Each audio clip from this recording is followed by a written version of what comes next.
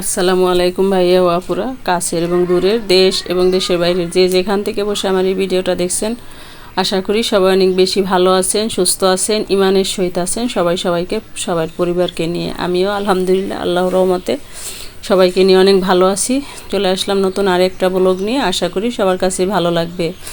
তো কিছুক্ষণ আগে কি দেখলাম আপনারা দেখেই নিশ্চয়ই বুঝতে পারতেছেন যে রাস্তার কিছুটা অংশ আমি ভিডিও ধারণ করেছি, সেটাই আপনাদের সাথে শেয়ার করলাম। বাচ্চারা কত সুন্দরভাবে রাস্তাটাকে ট্যাকেল দিতেছে, আলহামদুলিল্লাহ। আমাদের বাচ্চারা ছোট ছোট কচি হাতে আসলে দেশের যে এরকম দায়িত্ব নিতে পারবে, এরকম দায়িত্ব পালন করতে পারবে, সেটাও একটা অকল্পনীয় বিষয়। তো আজকে আমরা বেরিয়েছি, একটু যাব, আমার বড় ভাইয়ের মেয়ের বিয়ে ঠিক হয়েছে, তো সেইখানেই আমরা যাচ্ছি। ভাবি, আমার সেজো ভাই, ছোটো ভাই আর বড় ভাগিনা, আমরা এই মিলে বের হয়েছি। তো ভাবলাম যে একটু ভিডিও ধারণ করি। অনেক দিন যাবতই কথা চলতেছিল, মানে দেশের এই রাজনৈতিক অস্থিরতার কারণে তো সব কাজই অনেকটা মনে করেন থেমে থাকার মতো অবস্থা। তো যখন একটু সচল হইল তো ভাবলাম যে বের হই। ছেলে আলাদের বাড়ি থেকেও বলতেছিল যাওয়ার জন্য, তাই আমরা আর কি আজকে শুক্রবার, সবাই বাসায় থাকে, সবাই ফ্রি, সেই জন্য ভাবলাম যে আজকে বের হই।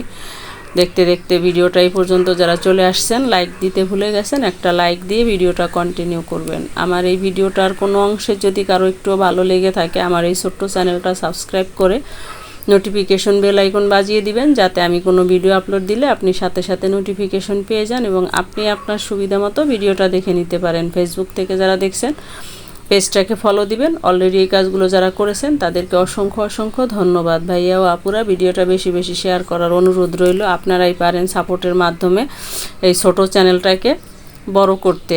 তো আমরা মিষ্টি কিনে চলে আসছি, এবারে ফল কিনতেছি। আমার ছোট ভাই দাঁড়িয়ে দাঁড়িয়ে ফল কিনছে, তো আমি আবার রাস্তার কাছে আগিয়ে আবার একটু ভিডিও শ্যুট নিলাম। আসলে কচি কচি বাচ্চাদের কচি কচি হাতে যে মানে ওরা কিভাবে রাস্তাটাকে ম্যানেজ করতেছে, সেটাই মানে একটা ভাবার বিষয়। সেটা দেখে আমার গর্বে বুকটা ভরে গেছে যে আসলে এরাই দেশের ভবিষ্যৎ, এরা ইচ্ছা করলে সবই পারে।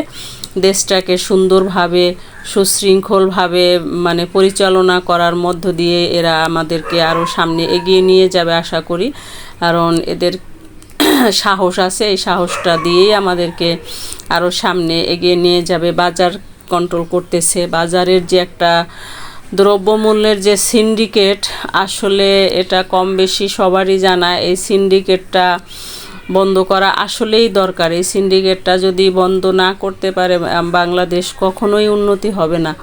সেটা যত যেভাবেই যা করুক, তো নতুন করে যেহেতু সব কিছুই ওরা শুরু করছে, আসলে নতুন করে সব কিছুকেই আবার গুছিয়ে নেক, সেটাই আমরা দোয়া করব, ওদেরকে সহযোগিতা করব যাতে ওরাও উৎসাহ পায় বাকি সামনে কাজ করতে, আমাদেরকে সামনে এগিয়ে নিয়ে যাওয়ার জন্য উৎসাহ পায়। আমাদের এই যে বাচ্চারা, এরা রাস্তার এই যে শৃঙ্খলা ফিরিয়ে আনার চেষ্টা করছে, মানে গাড়িগুলোও খুব সুন্দরভাবে ওদের কথা মানতেছে। ওরা রং সাইড দিয়ে কোনো গাড়ি যেতে দিচ্ছে না, লাইন ছাড়া যেতে দিচ্ছে না।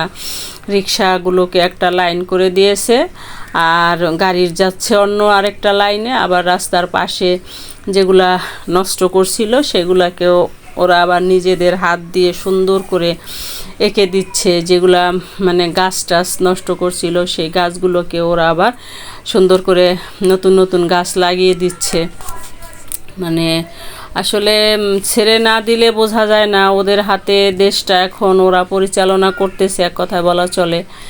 তো যাই হোক, আবার আরেকটা সব দিকেই বলতে হয়, এটার আবার একটু খারাপ দিকও আছে যে রাতে কিন্তু আতঙ্কিত থাকা লাগে। ঢাকা মহানগরের বিভিন্ন জেলায় বিভিন্ন জায়গায় হচ্ছে কি বলে ডাকাতি হচ্ছে, সেইটার জন্য আবার আমাদের একটু আতঙ্কিত থাকা লাগে। সেই জন্য আমরা সবাই সজাগ থাকব, যে সবাই সবার পাশ থেকে নিজেরা চেষ্টা করব সজাগ থাকার জন্য, যাতে না আর ওই ডাকাতিরা চান্স পায়। তো রাস্তার অবস্থা দেখে আমার আসলে গর্বে বুকটা ভরে গেছে। আমি এতদিন বের হই নাই, আজকে প্রায় 15-20 দিন পরে বের হইলাম। তো রাস্তার শৃঙ্খলা দেখে, রাস্তার পরিবেশ দেখে আসলেই আমার কাছে অনেক ভালো লাগতেছে। আপনারা কে কে বের হয়েছেন বা কার এলাকার কি অবস্থা, কার এলাকায় এরকম শৃঙ্খলা সহ চলতেছে সব কিছু গাড়ি টাড়ি, সেইটা অবশ্যই কমেন্ট করে জানাবেন। আমি আমার এলাকাটা জানালাম। এই যে দেখুন মাঝখানে যে গাছগুলা, এগুলো ওরা এইমাত্র লাগিয়ে চলে গেছে। আর আমি আবার গাড়ির মধ্যে থেকে ভিডিও করছি। এর আগেও আমি কয়েকটা ভিডিওতে বলেছিলাম যে আমার গাড়িতে বা রিকশায় বা বাসে বসে ভিডিও করতে খুবই ভালো লাগে। তো সেইখান থেকে আমি কোনোখানে গেলে আবার সবাই আমাকে বলে যে আবার ভিডিও করবি নাকি। ভাবিও বলতেছিল যে তোমার এখন ভিডিও করার দরকার নাই, তুমি আসার সময় যত পারো ভিডিও করো। তো বললাম যে আসার সময় আর কি ভিডিও করব, তখন তো রাত হয়ে যাবে। এখন মানে আমি যাওয়ার সময় যতটা পারি ভিডিও করে নিয়ে যাই। তো আসার সময় আবার ভাবি বলছে যে এখন তোমার যত খুশি ভিডিও করো। অবশ্য আস্তে আস্তে রাত হয়ে গেছে। তো সেটা যাই হোক।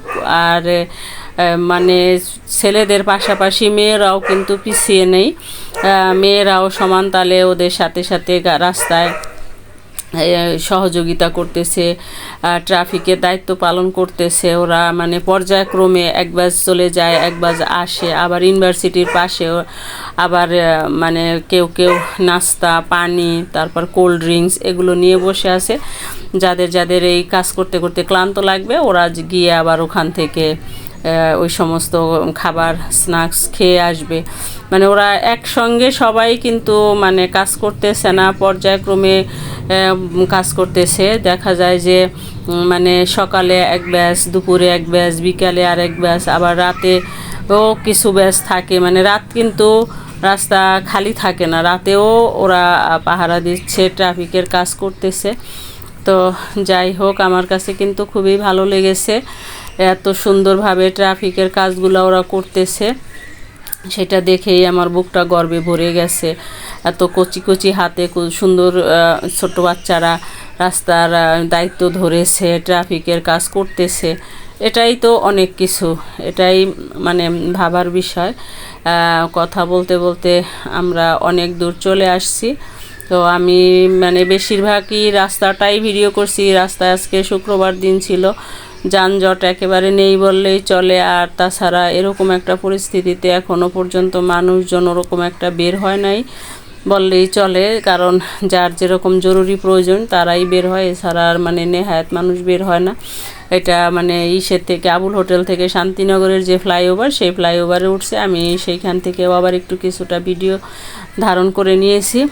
ফ্লাইওভারের উপর দিয়ে গাড়িটা যাচ্ছে। ফ্লাইওভারে তো আর জ্যাম নাই, আসলে ভালোই লাগে অনেক দিন পর বের হতে, মানে রাস্তাঘাটের অবস্থা দেখে সব মিলিয়েই আর কি মানে ভালো লেগেছে।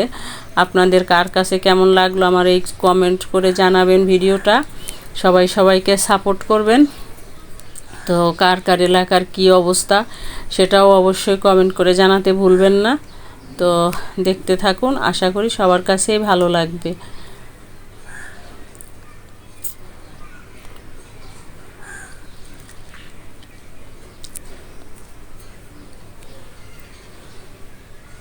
আর শান্তিনগরের ফ্লাইওভারটা কিন্তু মোটামুটি ছোট না, ভালোই বড়।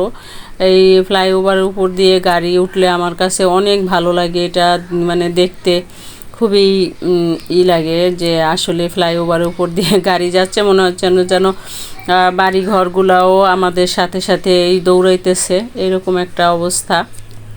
মানে মোটামুটি শুধু ফ্লাইওভার ছাড়া সবখানেই আমি যতটুক গিয়েছি, আমার যতটা চোখ পড়ছে, প্রতিটা জায়গায় বাচ্চারা খুব সুন্দরভাবেই করতেছে, যে মানে রাস্তাটাকে কন্ট্রোল করতেছে।